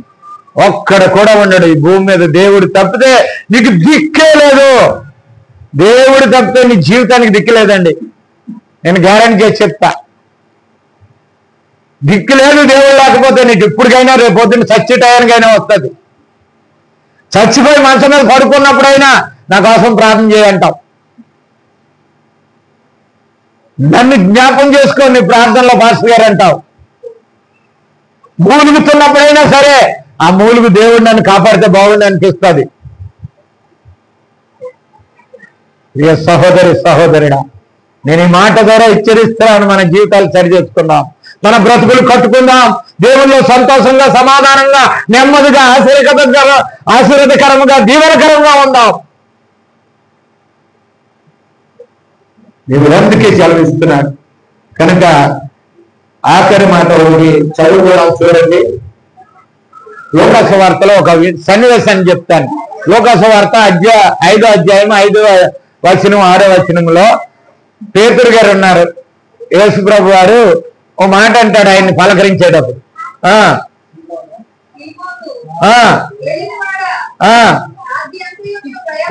మేము రాత్రి అంతా ప్రయాసపడ్డామయ్యా, రాత్రి అంతా వల్లేసాం, మాకేమీను నువ్వెంత పని చేసినా దొల్లేసినా సరే ఇక్కడి నుంచి గడకి నీకేమో అంటుకోదు. నువ్వు అనుకున్నా సరే నేను చెప్తున్నాను, నేను నువ్వెంత ప్రయాసపడుతున్నావో, ఎంత సమయాన్ని నీ జీవిత కోసం, నీ జానడ పొట్ట కోసం ఇది దేవుడు పోషించలేడు. నిన్ను తల్లి గర్భంలో కని ఇంతవాడిగా చేసి, ఇంతవాడిగా పెంచి పెద్దవాడి చేసి, ఇంత చేసిన దేవుడు అసాధ్యుడా నిన్ను పోషించలేడా? ఒక గిన్నె, ఒక ముద్దల్లో నీకు పెట్టలేడా? అంత అవిశ్వాసం వచ్చిందా నీకు దేవుని మీద? దేవునికి అసాధ్యమా? ఎన్నో సార్లు అన్నాడు, దేవునికి అసాధ్యమైన ఏదీనూ లేదు. అది గమనించాలి. మనం కడుపు కూడుకోవటమా ఈ పాటలు? మనం పొట్ట పోషించుకోవటమా? వెళ్ళిపోయినాడు. అయ్యా రాత్రి అంతా వేసామయ్యా, ఏమీ లేదు అన్నాడు. అప్పుడు అంటాడు ఆయన ఓ మాట, నీ మాట చెప్పునా వలలు వేతుము. తర్వాత బట్టిరి సరిపోద్దండి. దేవుని మాట విను, నీ జీవితం విస్తరింపబడతాది, నీ జీవితం ఆశీర్వదింపబడతాది, నీ జీవనం ఆశీర్వదింపబడతాది. ఆ రాత్రి అంతా వేసిన వల్లలో ఏమి పడలేనప్పుడు దేవుని మాట ప్రకారం వేసినప్పుడు సమృద్ధి కలిగింది. నీవు కూడా నీ జీవితాన్ని, నీ బ్రతుకు ప్రయాస వలన చూసావో లోకంలో లాక్కోవటానికి, నీ జీవితంలో దేవుని నమ్ముకో, దేవుడు నీకు సమస్తం దయచేస్తాడు. కనుక ప్రియులారా, మరి ఎక్కడ పడాలండి మన ప్రయాస? ఎక్కడ పడాలి? ఓ మాట అంటారు చూడండి. కొరింథీయులకు రాసిన మొదటి పత్రిక 15వ అధ్యాయము 58వ వచనం. 15:58. కాగా నా ప్రియ సహోదరులారా, ప్రభునందు, దేవుని యందు, క్రీస్తునందు నీ ప్రయాస ఏమి కాదు, వ్యర్థము కాదు. నువ్వెంత దేవుని దగ్గర ఉంటావో అంత కాపాడబడతావు, ఎంత ఆశీర్వదింపబడతావు, అంత దీవింపబడతావు, అంత మేలులు పొందుతావు. పక్కన 10,000 మంది పడినను, ఈ పక్కన 1000 మంది పడినను అపాయము నా గుడారము సమీపించదు. అడవిలో ఉన్న సింహ పిల్లలైనా లేమి కొనగలరు కానీ యెహోవా యందు భయభక్తులు గల వారికి ఏ మేలును కొదువై ఉండదు. ఎవరైనా మేలు కొదువ ఉండదు. మేలు కొదువ ఉండని జీవితం కొరకు ప్రభు అంటున్నాడు, నీ ప్రయాస వ్యర్థము కాదని ఎరిగి మళ్ళీ చదువమ్మా. కాగా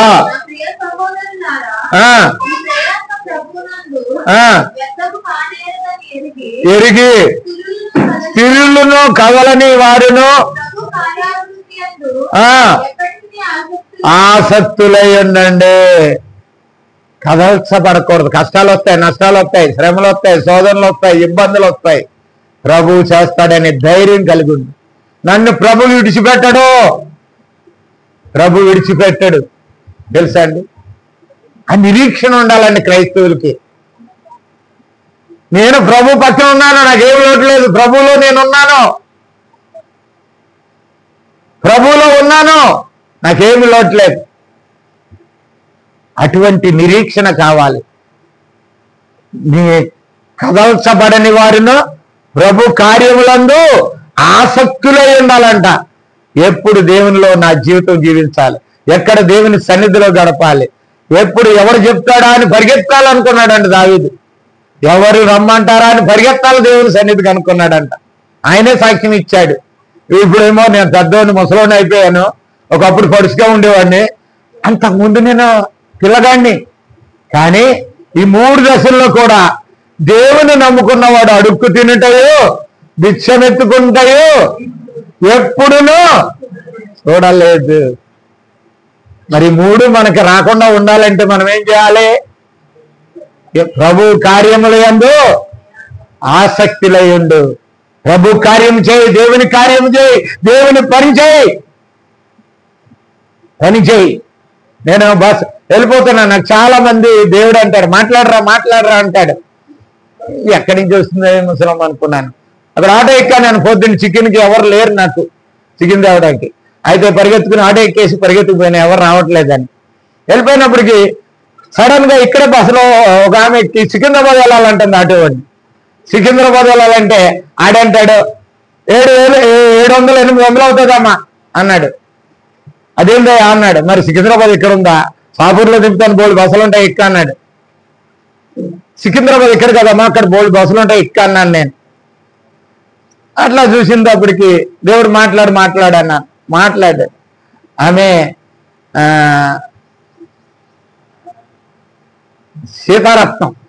సీతారత్నం అంట, ఆమె పేరు రాజమండ్రి అంట, వెళ్తుందంట. ఇక్కడెక్కడో బాలాజీ వెంచర్లో ఉన్నదంట. ఇక మాట్లాడితే ఆగారికి వచ్చినప్పుడు, అయ్యా పాస్టర్ గారు నా కోసం ప్రార్థన చేయండి, నా ఆరోగ్యం కొరకు, నా బిడ్డల కొరకు, నా బిడ్డలు దేవుళ్ళలోకి రావట్లేదు. ఎందుకు చెప్తున్నాను ఈ మాటలో? నా గొప్ప గురించి కాదండి. ఆమెకున్న ఆశ, ఆమెకున్న ఉద్దేశము, అయ్యా నాకు 3 పిల్లలయ్యా, 2 కొడుకులు, కూతురు, వాళ్ళు ఎవరు దేవుని నమ్ముకోలేదయ్యా, దేవుని మాట ఎన్నదయ్యా, వాళ్ళు తిరుగుబడుతున్నారయ్యా, నా కుటుంబం కొరకు ప్రార్థన చేయ. 67 సంవత్సరాలంట ఆ వృద్ధురాలకి. వృద్ధాప్యంలో కూడా పిల్లల కొరకు ఆలోచించేది తల్లిదండ్రులే. ఈరోజు తల్లిదండ్రుల మాటను ధిక్కరిస్తున్నావు అంటే నీ జీవితంలో ఏమి ఆశీర్వాదం పొందుతావు, నువ్వు ఏమి దీవెన పొందుతావు? బతిమాలిందండి వద్దంటే. నేను అక్కడ దిగుతుంటే, అక్కడ ఫెరికాడికి వెళ్ళి దిగుతుంటే పక్కన ఐగర్ అంటే చెప్పు 100 రూపాయలు చేతిలో పెడుతుంది. నాకు వద్దమ్మా, నువ్వు ప్రయాణం వెళ్తున్నావు, వెళ్ళు, నా దగ్గర ఉన్నాయి పైసలు, ఇగో పోలు ఉన్నాయి అన్నాను. లేదయ్యా అని చేతిలో పెట్టింది. మళ్ళీ వస్తానా నేను హైదరాబాద్ వస్తానయ్యా, వచ్చినప్పుడు తప్పకుండా మిమ్మల్ని కలుస్తానయ్యా. ఎందుకు చెప్తున్నానంటే తల్లిదండ్రుల యొక్క ప్రయాస ఎలా ఉంటుందో చెప్తున్నాను నేను. తన కుటుంబం కొరకు, తన కుటుంబం దేవునిలో ఉండాలని, దేవుని ఆశీర్వాదం పొందాలని, దేవుని దీవెన పొందాలని ఆ సీతారత్నం అనే ఆమె. తర్వాత అప్పుడు గుర్తు రాకపోతేనే బేబీ అనుకోండి అంటుంది. 67 సంవత్సరాలు బేబీ అనుకోండి మీకు అంటుంది. సరే అమ్మా అన్నాను, నేను గుర్తు చేసుకుంటానులే అన్నాను. కనుక ప్రయాసలు, మనిషి పెద్దవాళ్ళ ప్రయాసలు ఎక్కడ ఉంటాయి? తన పిల్లల మీదే ఉంటుందండి మనసు, తన పిల్లల బతుకుల మీదే ఉంటుందండి. మన బ్రతుకు, మనల గురించి కూడా దేవుడు అనునిత్యం చూస్తున్నాడండి. మన కన్న తండ్రి అనునిత్యం మనల మీద ఉంటుంది ఆయన దృష్టి, ఇంకెవరి మీద ఉండదైంది.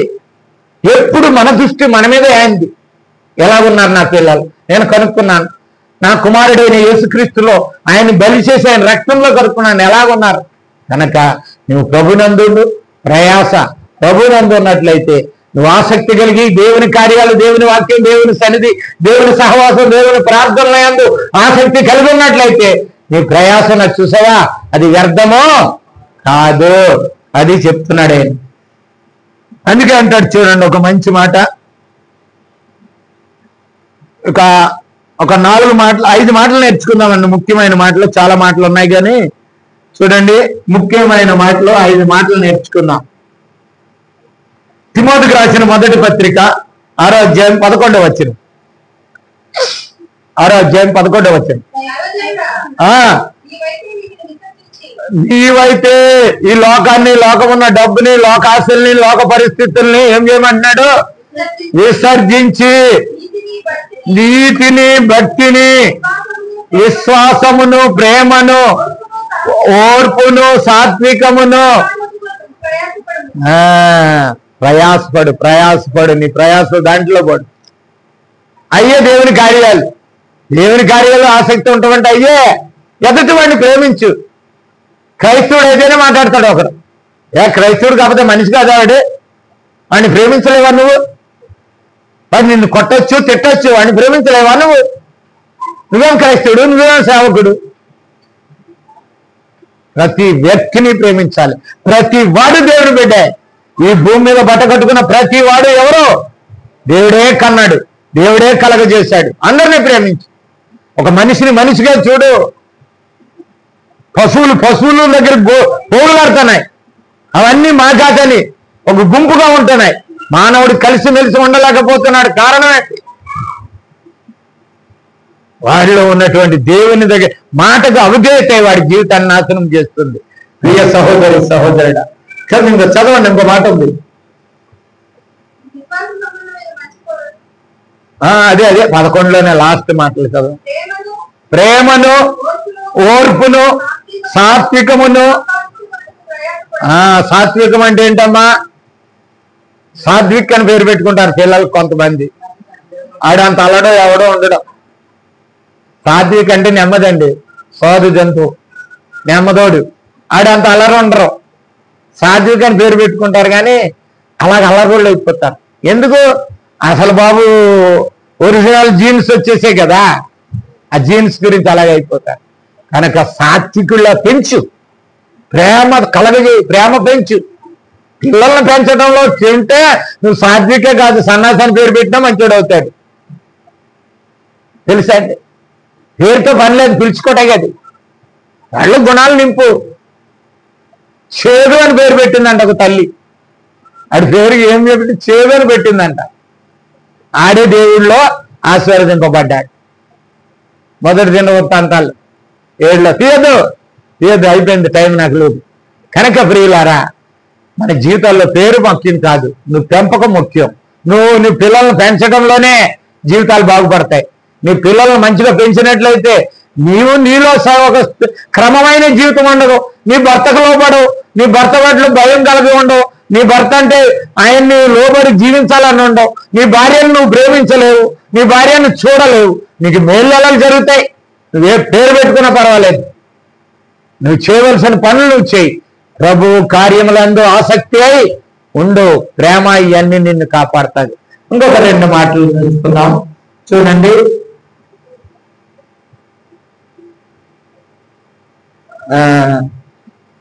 మత్తయి సువార్త. చాలా మాటలు ఉన్నాయి. టైం ఎంత అయింది? ఇంకా ఉందా? అయిపోయిందా?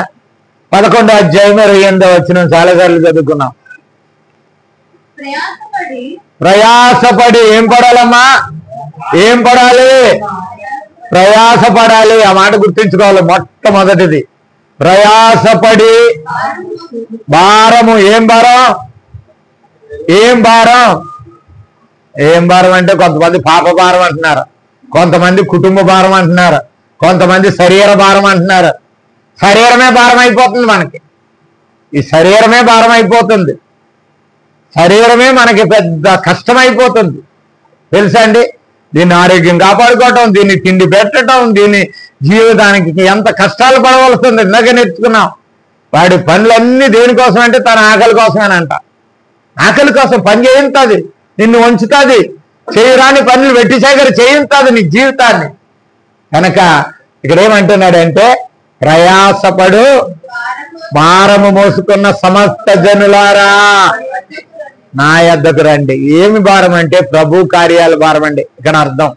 చాలా మంది ఇప్పుడు వరకు చాలా మంది తప్పు చెప్తున్నాం. నేను కూడా ఒకప్పుడు స్టార్టింగ్ లో నేను కూడా తప్పే చెప్పాను ఈ మాట. కనుక ఎవరికి నెమ్మదిస్తాడైనా ప్రభు కార్యాలకి తర్వాత ఉంటుందమ్మా. ప్రయాసపడి భారం మోసుకున్న సమస్త జనులారా నా యొద్దకు రండి, విశ్రాంతి కలగజేస్తున్నాం. లోక పాపాలు మోసుకునేవాడు ఆయన దగ్గరికి వస్తే విశ్రాంతి ఇస్తాడా? ఇవ్వడు. ప్రభు కార్యాలయంలో ఆసక్తుడై ప్రభు పని చేయి, దేవుడు నీకు విశ్రాంతి ఇస్తాడు. నీతిమంతుడు ఇక్కడ చనిపోతే కుష్ఠరోగి లాజరులాగా అక్కడ నెమ్మది పొందడానికి విశ్రాంతికి వెళ్తాడు. ఈ లోకంలోనే కాదు, ఇక్కడ లోకం విడిసినా కూడా నీకు విశ్రాంతి కావాలంటే ప్రభు కార్యాలందు, ప్రభు పని అందు, పరిచర్య అందు. నేను చెప్పినాను, నేను యూట్యూబ్ లో ఎంతమంది చేశారు చెప్పండి, ఎంతమంది షేర్ చేశారు, ఎంతమందికి చేశారు? నేను 4-5 చేయాలి ఈ వాక్యం. నేను విన్నాను, చర్చిలోకి వెళ్ళి నేను విన్నాను. నేను ఇంకా అవసరం లేదు పక్కన పడేసి ఇంకా ఏవో చూస్తాం కాదు. నేను ప్రయాసపడతాను దేవునిలో, నలుగురికి వాక్యం అందిస్తాను. ఈ సత్యవాక్యం నలుగురికి తెలియాలి, నలుగురు పంపుతాను. నాకు తెలిసిన వాళ్ళకి, నా చుట్టాలు, నా బంధువులు, నా స్నేహితులు, నా ఇంటి పక్క వారికి నేను అందిస్తాను అనే ప్రయాసం మనకుందా? చెప్పండి. ఉండాలి, ఉండాలి. నాదనే కాదు, వాక్యం ఎక్కడైనా సరే వాక్యం అనేది పంట పండాలండి. ఒక్క గింజేసి ఎన్ని గింజలు ఉంటాయండి? ఎన్ని గింజలు ఉంటాయండి? ఎన్ని అంటే తెలుసా మీకు? ఎన్నంటే ఒడ్డుల్లో వచ్చేదాన్ని ఎన్ను అంటారు. ఆ ఎన్నులో ఒక్క గింజ మొలకది, ఒక గింజ మొలిసింది. ఎన్ని గింజలు కాసింది? గుప్పుడు గింజలు కాసింది. మరి నీ జీవితం రక్షించాడే, నిన్ను ఆశీర్వదించాడే, నీ బ్రతుకును సరిచేశాడే, నిన్ను ఆశీర్వాద యోగ్యురాలుగా చేశాడే, నిన్ను ఒక ఉత్తముడిగా తీర్చిదిద్దాడే. నువ్వేం పంట పండుతున్నావు? పొల్లు పండితే తండ్రి సంతోషిస్తాడా? పొల్లు పండైపోయింది అనుకోండి, రైతు సంతోషిస్తాడండి? ఏడుస్తాడు. మన గురించి దేవుడు కూడా ఏడుస్తున్నాడు. గమనించాలి ప్రియులారా. ఒక విత్తనంగా కాసినాం మనం, ఈ విత్తనం అనేక విత్తనాలుగా కాయాలి, అనేక మందిని దేవుళ్ళలోకి చేర్చాలి. రోమ 15:1 అంటాడు, బలవంతులమైన మనము బలహీనుల యొక్క దౌర్భాగ్య స్థితులను భరించుటకు బద్ధులమై ఉన్నామన్నాడంతే. మన బాధ్యతది. మనం ఆశీర్వదింపబడాలంటే నీ ద్వారా ఇంకొకటి రక్షింపబడాలి. నువ్వు కాలక్షేపం చేస్తున్నా సరే నేను ఎవరినైనా పలకరింతాను. తిరిగి వస్తున్నాను, మళ్ళీ ఒకడు తగిలాడు, వాడెక్కడో న్యూజిలాండ్ నుంచి వస్తున్నాడు అంటాడు. న్యూజిలాండ్ నుంచి వస్తుంటే నోట్లో వేసుకున్నాడు. ఎందుకు వస్తున్నారా అన్నాను. నేను తిరిగిలో సీకులు ఉంచుతానండి. అయ్యే ఏంటంటాడు, స్టీల్ని ఆంధ్రాలో ఏమంటారండి? సువ్వలు ఉంచుతానండి. నేను ఏం డ్యూటీ చేస్తాను, వస్తున్నాను హైదరాబాద్ అన్నాను. నేను సువ్వలు ఉంచుతానండి అన్నాడు. ఓహో, సువ్వలు అంటే సెంటరింగ్ కదా అనుకున్నాను. ఆహా, మరి నోట్లేదేంద్రా అన్నాను. అన్నాడు. సత్తావు, వయసులో ఉన్నావని చెప్పిన. ఎవరైతే నాకెందుకండి, నా దేవుడు చెప్పమన్న మాట చెప్తున్నాను. మనము కూడా అంతే. అది జీవితం ఆశీర్వాదకరం అండి. ఒకటి జీవితాన్ని బడుగు చేసే జీవితం నువ్వు కలిగి ఉండాలి. నిన్ను దేవుడు ఆశీర్వదించాడు. అనేక మందిని అబ్రహాం ద్వారా ఆశీర్వదించాడు. అబ్రహాముకు దేవుణ్ణి నేను అన్నాడు దేవుడు. ఎంత ధైర్యంగా చెప్పాడండి దేవుడు. నేను అబ్రహాము, ఇస్సాకు, యాకోబుల దేవుణ్ణి అన్నాడు ఆయన. తెలుసా మరి నువ్వు నిన్ను గురించి అంటున్నాడా నేను ఫలానోడు దేవుణ్ణి అని? సిగ్గుపడుతున్నాడు మన గురించి ఆయన. దాని ఎన్ని సంవత్సరాలు ఉన్నా మన బతుకులు ఇంతే, ఎన్ని సరిగ్గా మన బతుకులు ఇంతే. దేవుడు మనల్ని ఎందుకు ఆశీర్వదిస్తాడండి? మన జీవితాల్లో ఎందుకు మేలు చేస్తాడు? నేను చేయట్లేదు, నీకు సంతోషం, సమాధానం, నెమ్మది లేదంటే నువ్వు సరైన మార్గంలో నిలవట్లేదన్నమాట. దేవునికి సరైన రీతిలో మనం జీవించలేకపోతున్నాం. సరే, మన వాక్యంలోకి వెళ్దాం. చూడండి,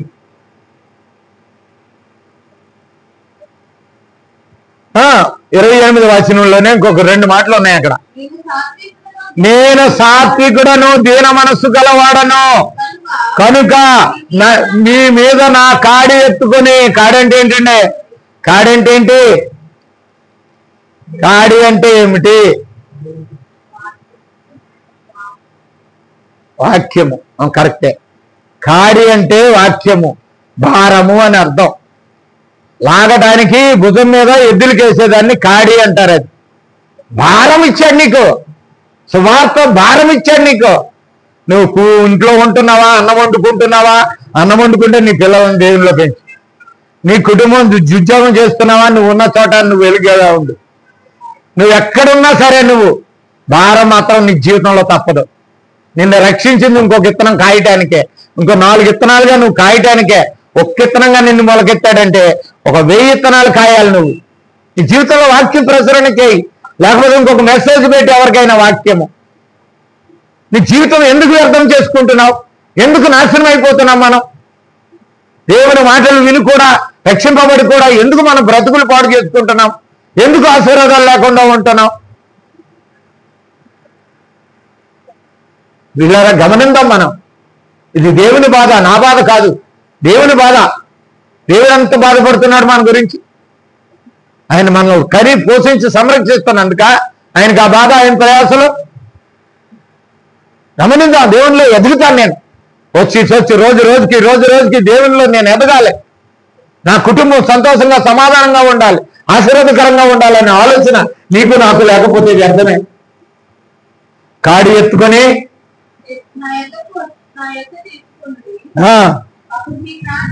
మీ ప్రాణములకు విశ్రాంతి కలుగును. ప్రాణం అంటే ఏంటండి? ప్రాణము, శరీరము. ప్రాణం అంటే ఏంటండి? టైం లేదు నాకు, చెప్పేస్తున్నా. ప్రాణం అంటే మీ శరీరాలకి విశ్రాంతి దొరుకుతుంది. ప్రాణం అంటే రక్తము, రక్తం అంటే శరీరంలో ఉంది. శరీరం అంతా ఆవరించింది కనుక ప్రాణం అనేది రక్తంలో ఉంది. రక్తం పోతే ప్రాణం పోయినట్టు. ప్రాణం అనేది అక్కడ పెట్టాడు కనుక ప్రాణము నీ శరీరానికి నీకు విశ్రాంతి ఇస్తాడు. లేకపోతే నీకు విశ్రాంతి లేదు. నీ జీవితంలో విశ్రాంతి లేదు. నీ జీవితం ఎప్పుడు ఒడిదుడికే, సంతోషం ఉండదు, సమాధానం ఉండదు. ఏం సుఖం అండి? చదువులు, సంజ్ఞలు, మన బ్రతుకు ఎందుకండి? దేవుని అర్థం చేసుకోలేని బతుకు. వీళ్ళ గమనిద్దాం. ఇంకొక మాట చదివేసి వినిపించేస్తానులే, ఇంకా చాలా మంచి మాటలు ఉన్నాయి కానీ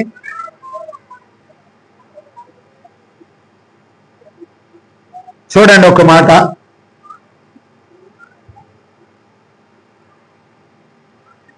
ప్రకటన గ్రంథం 14వ అధ్యాయం 13వ వచనం.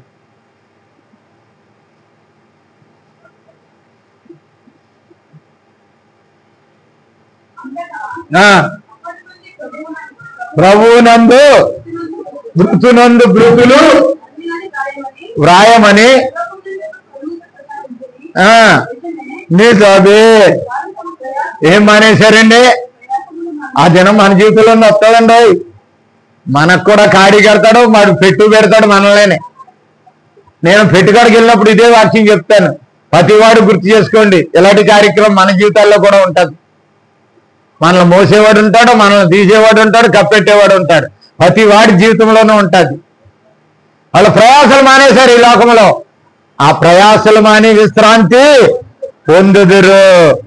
నీవు కూడా ప్రయాసాలు మాని విశ్రాంతి పొందే స్థలానికి వెళ్తున్నావా, లేకపోతే యాతన పడే స్థలానికి వెళ్తున్నావా? నీ ప్రయాస దానికి కారణం. నీ ప్రయాస అందుకే ఇట్టాడు, నా దగ్గరికి రావాలని ఇట్టాడు. నువ్వు దేవుని దగ్గరికి వస్తున్నావు, కానీ మాటను గమనించట్లేదు, మాట ప్రకారం జీవించట్లేదు, ఆ దేవునికి లోబడి బ్రతకట్లేదు. నీ జీవితంలో సంతోషం, సమాధానం ఎక్కడ వస్తుంది? ప్రియ సహోదరి, సహోదరుడు, ఆఖరికి ఒక్క మాట చదువుకుని ఆయన యొక్క సాక్ష్యాన్ని చదువుతున్నాం. ఆయన యొక్క సాక్ష్యం ఎంత గొప్పదంటే, పౌలు గారి సాక్ష్యం కొరింథీయులకు రాసినటువంటి 2వ పత్రిక 11వ అధ్యాయం 23వ వచనం ఒక్కటి చదవండి. నేను వెర్రివాడి వలె మాట్లాడుతున్నాను, పరిచారకుడను. ఏం పడ్డాడంటే ఆయన? ఏం పడ్డాడండి? ప్రయాసపడ్డాడు. ఎవరి కొరకు? దేవునిలో ప్రయాసపడ్డాను.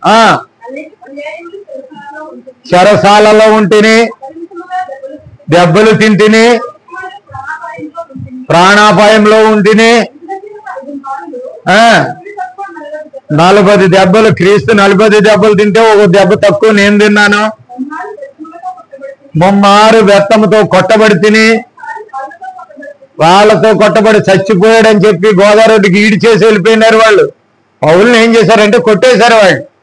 ఈ రోజున మతోన్మాదులు అదే చేస్తున్నారు, కొట్టేసి ఈడిచి వెళ్ళిపోతే పౌలు ఒక చరిత్రలో ఒక చరిత్రకారుడు రాశాడు, చనిపోయాడని చెప్పేసి వెళ్ళిపోయినారట. వెళ్ళిపోయిన తర్వాత కొంతసేపటికి ఆయన ఇడిచిపెట్టి వెళ్ళిపోయిన తర్వాత అందరూ చచ్చిపోయాడు అనుకున్నారు పౌలు. కానీ మళ్ళీ వచ్చి ఏ ప్రాంతంలో అయితే ఇడిచి అక్కడ ఇడిచిపెట్టి వెళ్ళిపోయినారో చెమని ఆ ప్రాంతాన్ని లెగిసి బోధ చేశాడు. ఆ ప్రాంతం అంతా క్రైస్తవ రాజ్యంగా మార్చాడు ఆయన. ఆ లుస్రా ప్రదేశం, అది ఏం ప్రదేశం? అది లుస్రా ప్రాంతంలో సువార్త వ్యాపింపజేయటానికి ఆయన దేవుడు లేపాడు. నన్ను కూడా అలాగే లేపుతాడు. నువ్వు చచ్చిపోయావని లోకం అనుకోవచ్చు, అయిపోయింది ఇడిది అనుకోవచ్చు, నిన్ను ఒక శక్తివంతంగా తీర్చగల దేవుడు ఆయన. పౌలుని అంత త్యాగం చేశాడు. ఇంకా మాట ఉంది, చదువమ్మ. పాడబడిగి శ్రమపడి తిని గడిపి తిని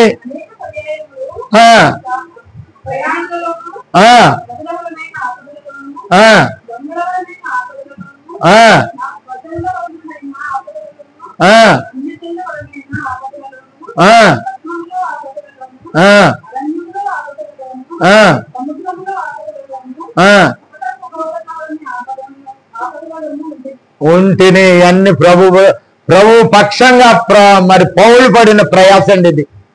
ఇవన్నీ మీరు అపోస్తుల కార్యం చదువుకుంటే ఇవన్నీ సందర్భాలు ఉంటాయి. నేను ఇప్పుడు వివరించలేనవి.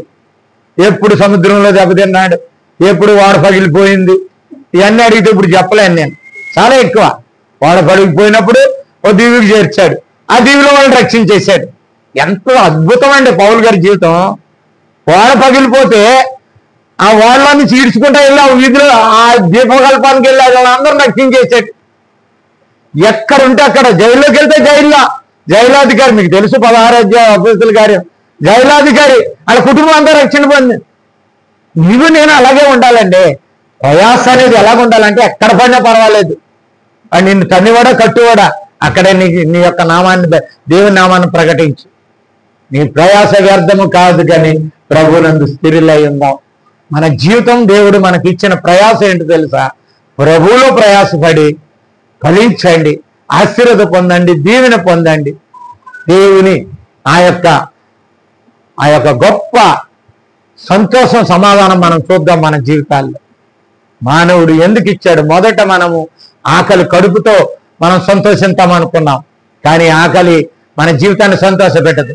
రెండవది మన నడవడికతో మనం ఏదో అనుకున్నాం, మనం దేవుని వాక్య నడవడికలో లేకపోతే మన జీవితాలు వ్యర్థమే. మూడవది ఏమిటండి? ప్రయాస, కష్టం. ఈ కష్టము దేవునిలో పడితేనే ఉంటుంది, లేకపోతే వృధే. నాలుగవది మళ్ళీ ఆకలి నేర్చుకున్నాం. మళ్ళీ ఆకలి, ఇంకొక ఆకలి ఉంది. ఆకలి గురించి ఈ వారం చెప్దాం అనుకున్నాను, కానీ దేవుడు ఎందుకో ఈ వాక్యాన్ని ప్రేరేపించాడు, నాకు ఈ వాక్యం చెప్పగలిగాను. కనుక ప్రియులారా గమనించండి, మన ప్రయాస ఎక్కడుంది? మన ప్రయాస పరలోకానికి తీసుకెళ్తుందా, మరి పాతాళానికి తీసుకెళ్తుందా, నరకంలో కాల్చబడటానికి తీసుకెళ్తుందా? నువ్వెంత దొరినా సరే, నువ్వెంత గొప్పోడు అని చెప్పుకున్నా మంచిదండి అని చెప్పుకోవసరం లేదు.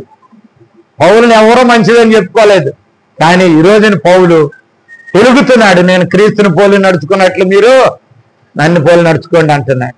ఈ రోజున అంటున్నాడు పౌలు, నీ జీవితం అంత ప్రశస్తంగా ఉండాలి. దేవుడు ఆ విధంగా మన అందరినీ మన ఉనికిల్లో జ్ఞాపకం చేస్తున్నాం గాక.